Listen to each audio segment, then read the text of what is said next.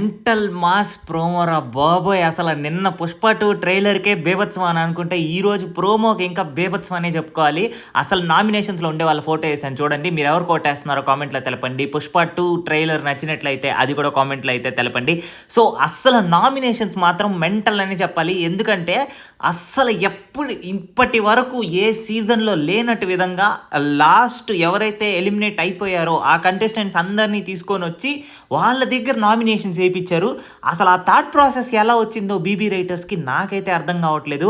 అస్సలు ఫ్యూజులు ఎగిరిపోయాయి అసలు ఈ ప్రాసెస్‌కి. అందులోనూ ఆ సోనియా లోపలికొచ్చి నామినేషన్ ఏస్తుంటే ఏందిరా నాయనా ఇట్లా అని చెప్పని అనుకున్నా. ఆల్రెడీ మనకు తెలిసిందే ఫ్యామిలీ వీక్ తర్వాత ఎవరి మీద టర్న్ అవుతారో ఎవ్వరికీ తెలీదు.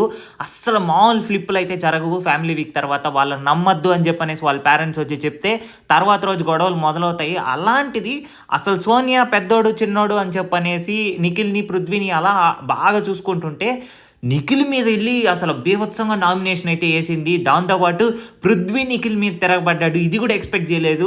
అసలు ఇంకో ఫైనల్ ట్విస్ట్ ఏంటంటే మన యష్మి కూడా నిఖిల్ మీద తిరగబడింది.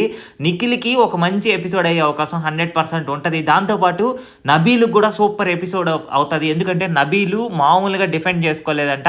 ఆదిత్య ఓం గారు వీళ్ళందరూ వచ్చి నబీల్ గురించి నామినేషన్ వేసి వాళ్ళతో గొడవ పడేటప్పుడు మామూలు డిఫెండింగ్ అయితే రాలేదంట. స్టార్టింగ్ 5 వీక్స్‌లో ఎంత ఫైర్‌గా ఉన్నాడో నబీల్, ఆ నబీల్ మనకి ఇప్పుడు రాబోతున్నాడు. నిఖిల్‌కి, నబీల్‌కి ఒక మంచి ఎపిసోడ్ అయితే అవ్వబోయే అవకాశం ఉంది. సో మరిన్ని బిగ్ బాస్ అప్డేట్స్ కోసం మన ఛానల్‌ని సబ్స్క్రైబ్ చేసుకోండి.